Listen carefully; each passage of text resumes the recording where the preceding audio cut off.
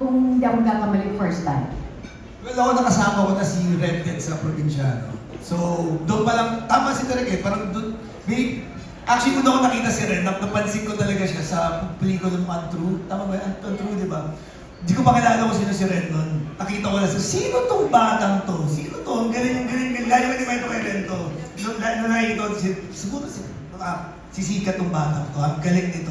Eventually, nakilala ko siya, and then, the roommate pa niya sister ko sa probinsyano during the lockdown. So, there were times na nakakausap ko si Red. Sabi ko na kay Babot, sabi mo, itong si Red, may something to si Red. I can't put my finger on it, pero may something. May something sa utak ko. Pero tama niya sabi, I agree with Derek Albert. There's something about Red, there's something special about, di ba? Same with Timmy, with Sid, si Sid. Nung nakatrabaho, first time pa natin magkatrabaho ko ngayon. Matagal ko na siya kaibigan, bago pala ako mag-artista, kaibigan ko na si Sid. Pero, parang ngayon, same managers kami, pero parang ngayon lang tayo nagsama ng mahaba sa project. So, there's this mutual respect. Ayaw pa pala. Nagsama na pala kami sa serye. So anyway, with Chris, na first time ko makatrabaho. So, etong vibe na to, etong team na to, tama yung sinabi ni Timmy kanina, may atmosphere na lahat bibigay todo with Direk Zyro, with Direk Albert. Nagkaroon ng, masaya kami magkakasama, pero pag pag nag-rehearse kami, rehearse.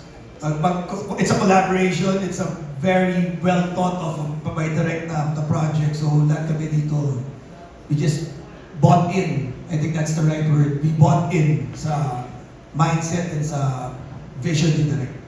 So yeah, thank you. Krista?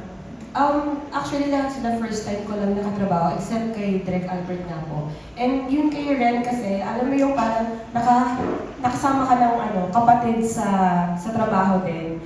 Kasi di ba parang ate-ate niya ako, ganyan. And then, sa mga trainings, kasi talagang nag-training kami talaga dito, yung preparation talaga namin, hindi ganun kadali.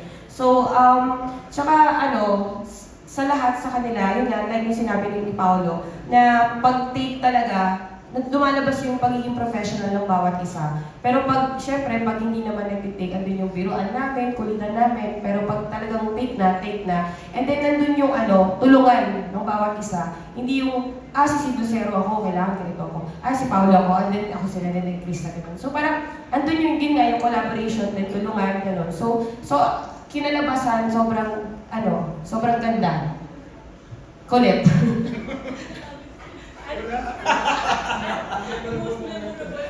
Uy! Nanunan! Isa ano ba yan? Professional sa buong araw. Ano ba ito? I don't know what it's like working with you and everyone else. Yeah, that's what I can say. Yeah.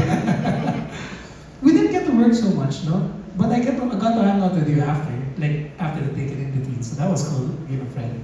This one's really something too. Ever since the beginning, di ba? Direk.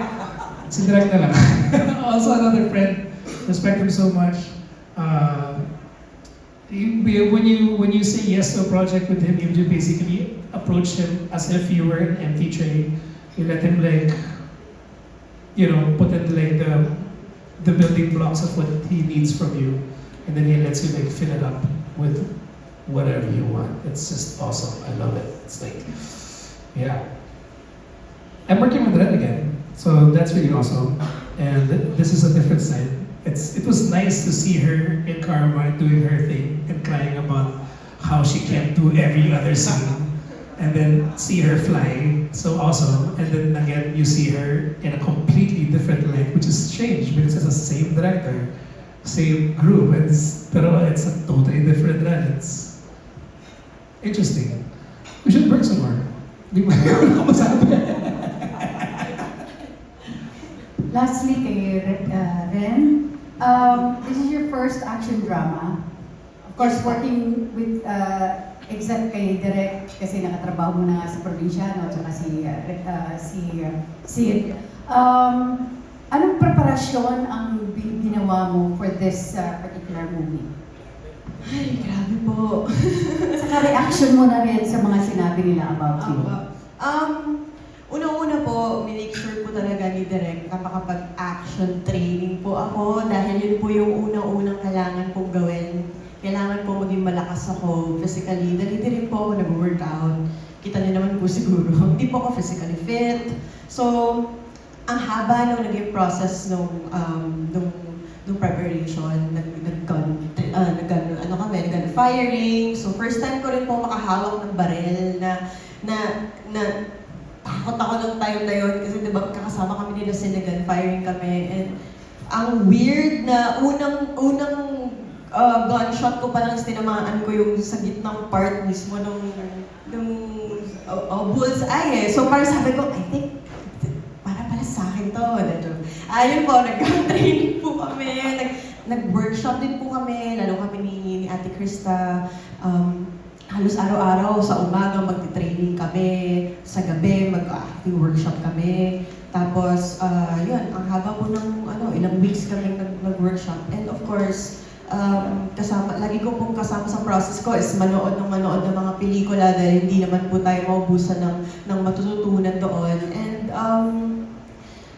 minake sure ko na aralin mabuti yung character, as in, kumbaga sinabuhay ko talaga siya, as in pinrocess ko lahat. Kasi gaya nga po na sinabi ni Direk, for me, napakalaking project niya po, so ayoko po siyang sayangin. And yun, sa mga nasabi naman ng mga kasama ko, same, thankful po ako actually. Sobrang blessed na sila po yung kasama ko dito. I don't think magagawa ko lahat ng yun. Hindi po sila yung mga ka-eksena ko. Napakahirap po ng mga eksena ko. Hindi ko po ma-imagine kung hindi si Sid yung kasama ko, si Ate Krista, si Kuya Paul. Lahat, may mga fight scenes po kami lahat doon. So parang binigay nila, very generous actors po yung mga kasama ko. I don't think mapupull off ko at may mabibigay ako pabalik sa kanila kung hindi po sila nagbigay din sa akin. And of course, kay Direk Albert na nagtiwala sa akin na minake sure niya talaga na hindi po ako mapapahiya dito. As in, yun nga, sabi niya na ilang beses ko iyakan, ilang beses ako nag-give up, pero nagtiwala pa rin siya sa akin na alam niyang kaya ko. So, yun po. I think sinimulan ko rin po itong pelikulang to na kahit mukhang di ko kaya, prepared po ako. And sana po makita ng mga tao yun. Thank you, Tita Esther. Now, may we hear from Ms. Dalia Carvajal, Philippine Daily Enquirer. Hello, good afternoon. For the four lead stars, the first line of the movie really struck me, yung sabi, how to use your anger, no? So I'm just curious, how do you handle anger and what makes you angry? For Paolo, Chris, Steve, and Ren.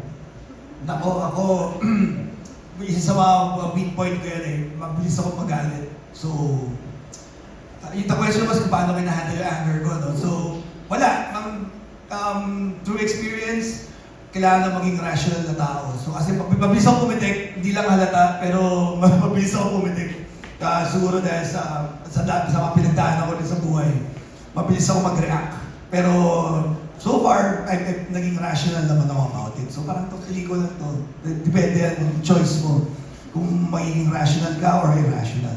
So no anger management problem. Dati nung bata ako meron, pero ngayon wala na yata. Wala na yata ating dito. Wala na. Depende. Kaya ako yun. So yeah. Depende sa situation siguro sa mga tao involved. Pero honest about it, medyo mabilis ako pumitik. Yeah, ayun. Ako, Virgo kasi ako eh. Pag Virgo, di ba, mapagpasensya. So, same din to experience. So, especially pag family na, yung tinitira. So dito sa film na to, actually, thankful ako kay Direk Zay. Kasi, pag talagang, magalit ka, gano'n. So, ano mo yun, isa rin siya talaga sa tumutulong na ilabas mo yung galit mo, ganyan. And, ayun nga, iniisip ko na lang din yung mga past experiences na, ayun nga, gano'n, pinagdaanan ko. Oh my God, where do we start? I have a really bad temper. It's really bad. Like, I went to anger management. I've hurt people. If I had a fight, let's say with my girlfriend, I can't punch her. Every car, from my car to the bar, butas lahat ng tires niyo. Hindi ko naman siya masaksak sa kotse niyo na lang lahat. Seryoso, it was really bad. This is a long time ago. Yeah. There was this one time I was having a fight with my girlfriend and then I needed to pee. So I went to a gas station and peed and then this guy goes, put him a picture. I punched him so hard his eyeball burst. Yeah. It was really bad. So I went to anger management and then I found out it wasn't really anger management. I was just taking too much substances. Yeah, and then you grow up, and then you realize that the world's bigger than yourself and your own ego. And then you realize things that your friend says that, IQ over EQ, right? I think that's not actually why we have a problem creating smart characters here, because everything has to be dramatic. Eh? If you're a smart character, there's no drama, diba? But anyway, I learned to handle everything better. I think my ego was the biggest problem. I was angry about everything, and I didn't like how, especially stupidity. Stupidity pisses me off. Like, kunyari, it's a set, it's 2 o'clock, your cutoff is 2 o'clock, and you're about to go home, you're expecting to go home, and it's 1:30, and then they'll say, Sid, we'll just take this one scene, it's only a 2-minute scene. And then I'm looking at that person, I'm like, but it takes an hour to set up, so what are you talking about? That really pisses me off. So my example again, traffic, blah, blah, blah. And then you learn to take a breath and step back. And like I said kanina, you learn that, the world's bigger than yourself. Your daughter's born. You realize that every action that you make is going to ripple down generations. Your daughter was one of the things. One of the biggest things. Time was one of them. Meeting the people around me, omitting people around me. Yeah. I had a snapping spree when I didn't like a person, I just go kaplak. I felt like it was medicine. You never landed in jail or one? Yeah, recently lang, siguro parang past, like real zen, maybe past 3 years. Before that, it was just me just trying to be normal. Now I can say I think I'm okay. Thank you for your honesty. I think I'm okay, because I'm getting jobs. And people love me. By the way, in regards to your mom, she was my batch. Really? Yes. Oh my God, cool. She was a campus queen. Yeah, she's beautiful. Yeah. But my answer to your question has everything to do with the very first question that was asked, actually. I haven't been lying about anything. Thank you for that. Thank you. Gusto ko lang po dagdagan yung sinabi ni Sid, no? Gusto ko po i-chismis sa lahat ng tao na nandito ngayon. Sinabi ko po ito kay Direk Albert, kay Direk Zayo. Tungkol sa'yo. Si Sid po ngayon, kung nasan man siya ngayon, state ng buhay niya, ito po yung pinaka-maaliwalas niya, pinaka-magaan. Diba? As in, parang may something basta ang aliwalas niya ngayon, hindi po siya, akala nyo sinasaltik siya or pumipitik siya sa set. Hindi po. Hindi niya siya ganun ngayon. As in, may light. May ray of light na transform. Oo. As in, diba? Ayun lang. Gusto ko na i-share sa lahat. And ako naman, dun po sa question niyo po, Miss Dolly, masyadong malaking word yung galit. Or, kaya para sa akin, hindi po ako madalas napupunta doon sa part na nagagalit na ako or grabe yung nafe-feel ko na galit. Kasi po ako, bago ako magalit, malulungkot muna ako, iiyak muna ako, mag-rant muna ako sa RM ko, magte-text ako ng super haba, kay na Direk Zayo, kay na Direk Albert. Ganun po akong klaseng tao na parang, imbis na magalit ako, sobrang magiging emotional, iiyak ko lang lahat. At once na iyak ko na, okay na ako doon. Hindi po, madalang po akong umabot sa part na magagalit ako. And thankful naman po ako na hindi po ako ganun ka napupunta doon. Kasi I don't think healthy siya for me. Kasi hindi naman ako diagnosed na may depression or whatsoever. Pero nahihirapan po ako kapag sobra ako nada-down or sobrang intense na feel ko. So palagi, ang ginagawa ko is kailangan mag-rant ako sa mga tao na ilabas ko sa kanila lahat ng nararamdaman ko para matanggal siya. Kasi iba yung nagiging epekto sa akin. Hindi ako nakakapag-function well. So, yun po. Thank you. For Derek Albert, good to see you, Derek. Hi, Derek. It's a long time. Yeah. If you give your movie a tagline, what would it be? Maybe the producer also and Zali can answer. Karma is a beach.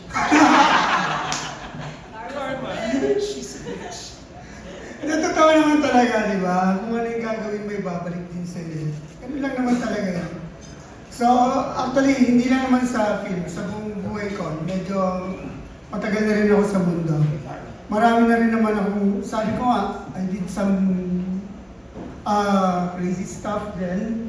Marami rin namang good deeds din naman. So palaging ang nararamdaman ko, laging may balik eh. May counter, ang tawag nito. In every action, there's always a counter reaction. Na minsan talagang padadapain ka, pero yun.